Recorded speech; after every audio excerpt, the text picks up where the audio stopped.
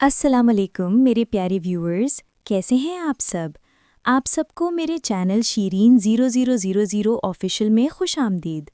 आज मेरे दिन की शुरुआत इसी सुकून से हुई जिसे हासिल करने के लिए सारा दिन भाग दौड़ करते हैं। फजर की नमाज पढ़ी, तिलावत की और रब का शुक्र अदा किया। ये वो वक्त है जब मैं दुनिया की टेंशन भूल जाती हूँ। नाश्ता बनाते वक्त भी लगता है जैसे दिल का एक टुकड़ा अब भी पीछे रह गया है। आज सुबह अम्मी को फ़ोन किया था। उनकी आवाज़ सुनकर आंखें भर आईं। मुल्तान में मेरी नंद, उसके बेटे दामाद, सास ससुर, सबको याद किया। अच्छे गुजरे हुए पल कभी नहीं भूलते। तन्हाई का एहसास दिल को छू गया।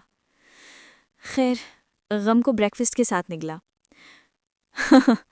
हैदर की तरफ बेडरूम में देखा तो वो सुकून से सो रहा था। हैदर देर से ही उठता है, लेकिन जब उठता है तो फिर सबकी नींदें उड़ा देता है।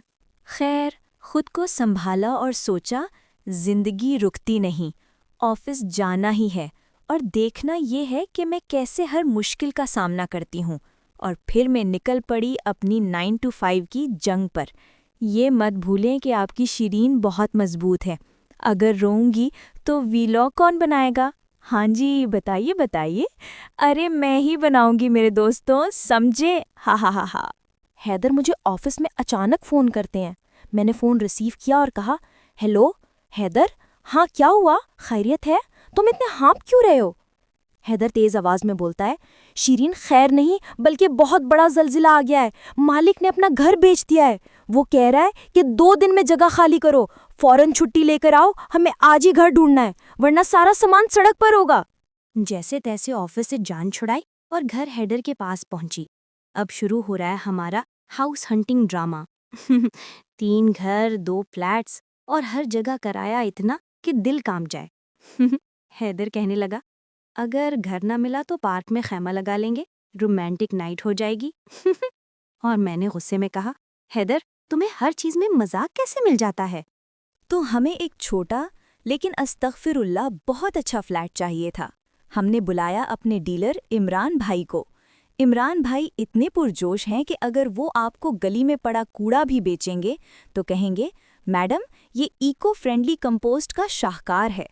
लेकिन मेरा हैदर, वो बेचारा मेरे कान में फिर से वसवसे डालने लगा, शीरी तुम स्टेटस देख रही हो, हमें रोटी खाना भूलना पड़ेगा।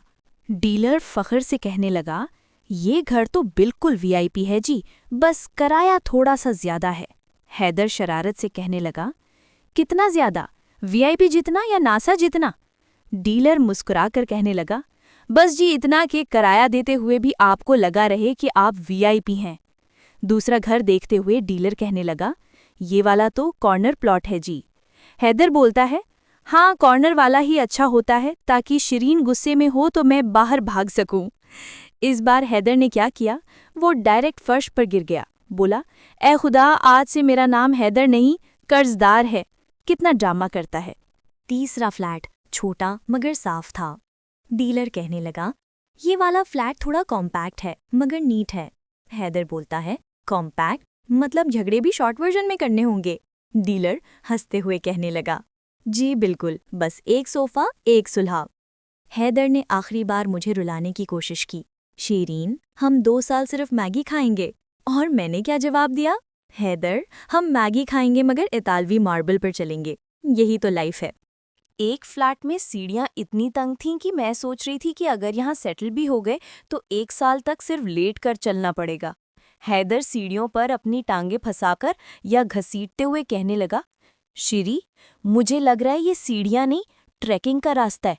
फ्रिज तो दूर की बात, मुझे अपना कूला तोड़वाने का खतरा है, इसलिए मैं यहीं से फिसल कर नीचे चला जाऊंगा ताकि किराए का गम भूल सकूं। और फिर सीढ़ियों पर ड्रामाई हरकत करने लगा।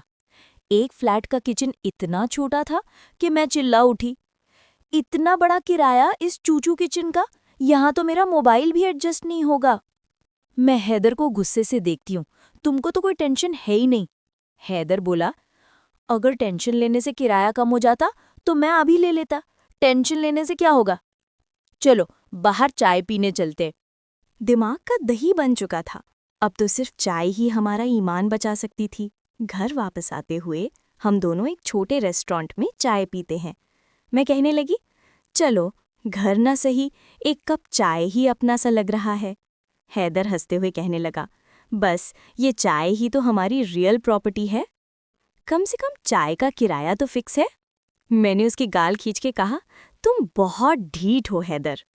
सारे दिन की भागदौड़ और हैदर के मजाक के बाद रात को फिर वही सुकून चाहिए। दिल से दुआ निकली, या अल्लाह हमें हमारा अपना घर दे दे ताकि हम कहीं सेटल हो सकें। मैं जानती हूँ इस दौर में अपना घर लेना मुश्किल है, कीमतें आसमान पर हैं, लेकिन क्या एक किराएगार की यही ज़िंदगी है? आप सब मेरी इस कहानी का हिस्सा हैं और मैं आप सब से दुआ की दरख्वास्त करती हूँ। तो मेरे प्यारे व्यूअर्स, ये थी मेरी किराएदार की ज़िंदगी का एक मुश्किल दिन। दुआ करें कि हमें जल्द कोई अच्छा और सस्ता घर मिल जाए। कल के व्लॉग में हम मालिक के सामने क्या ड्रामा करेंगे, इसका ट्रेलर देखने के लिए चैनल को सब्सक्राइब करना मत भूलिएगा। अपना ख्याल रखिएगा। अल्लाह हाफिज़।